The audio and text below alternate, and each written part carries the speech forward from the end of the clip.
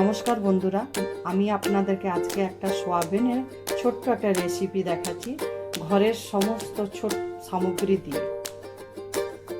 আমাদের কি কি লাগবে? সোয়াবিন বড়ি, যেটা আমি গরম জলে কিছুক্ষণ চুবিয়ে রেখেছিলাম, তারপর ওটাকে ভালো করে ধুয়ে জল ঝাড়িয়ে রেখেছি। একটু আলু কেটে রেখেছি, একটু পেঁয়াজ কুচি, একটু টমেটো, দুটো কাঁচা লঙ্কা। এটার মধ্যে পেঁয়াজ বাটা আছে, আর 1 চা চামচ আদা বাটা, 1 চা চামচ রসুন। কড়াই বসালাম, কড়াইয়ে একটু সর্ষের তেল দিলাম। সর্ষের তেলটা একটু গরম হয়ে গেলে এই সয়াবিন বড়িগুলো একটু ভালো করে লাল করে ভেজে নেব। তেলটা আমার গরম হয়নি, একটু গরম হোক।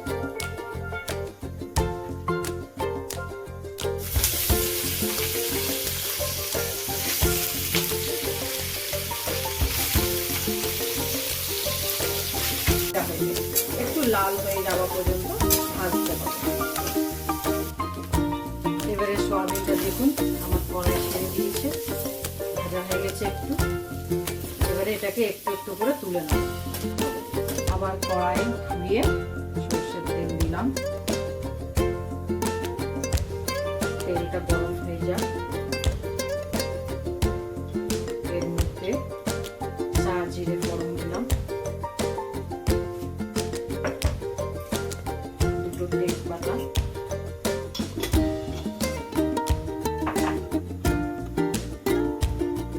লঙ্কাগুলো টুকরো করে দিয়ে দিলাম। কেউ যদি ঝাল খেতে বেশি ভালোবাসেন তাহলে বেশি লঙ্কাও দিতে পারেন। এবার একটু তেলটা গরম হয়ে যাক। এইবারে পেঁয়াজগুলো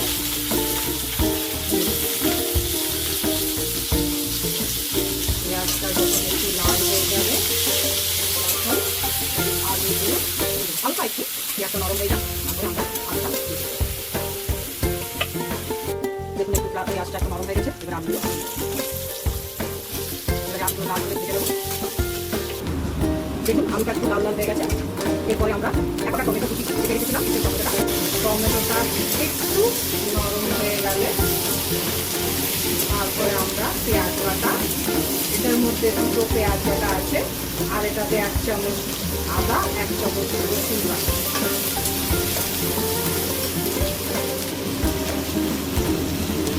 এর মধ্যে এবারে 1 চামচ হলুদ গুঁড়ো দিলাম।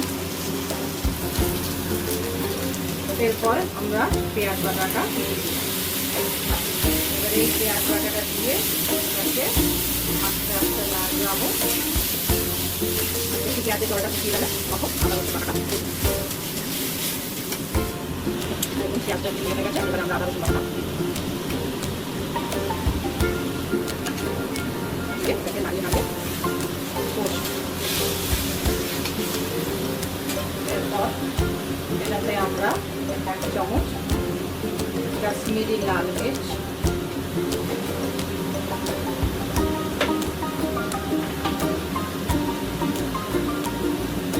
আমি একটু মশলা কম দিই, ওই জন্য একটু জিরে গুলো। আমি আর মশলাতে কিছুই দিচ্ছি।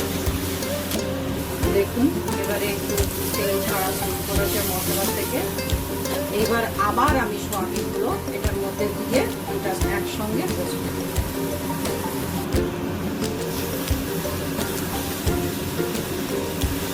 এইভাবে যদি আপনারা করেন তাহলে সয়াবিনের মধ্যে কি একটা গন্ধ বেরোয়, ওই গন্ধটা থাকে না, আর বাচ্চারাও খুব সুন্দর খায়। কেউ যদি চিনি খান তাহলে একটু চিনি দিয়ে দেবেন, আর যদি না পছন্দ করেন তাহলে দেওয়ার দরকার। এরপরে আমরা স্বাদ মতো লবণ দেব। লবণ দেওয়ার পর এটাকে আরো আস্তে আস্তে কষবো। এবার দেখুন কষা হয়ে গেছে। আমি একটু মশলা টশলা ব্যবহার কম করি, বেশিরভাগ আদা রসুন আর এইসব দিয়েই রান্না করি, কারণ আজকাল মশলা খাওয়া খুব একটা ভালো না, ওই জন্য গুঁড়ো মশলা আমি খুব কম ব্যবহার করি। এবারে এটা কষা হয়ে গেছে। এবারে আমরা আলুটা সেদ্ধ হওয়ার জন্য একটু জল দেব। জল দেওয়ার পর এবারে এটাকে আমরা কিছুক্ষণ ঢাকা দিয়ে রেখে দেবো 5 মিনিট।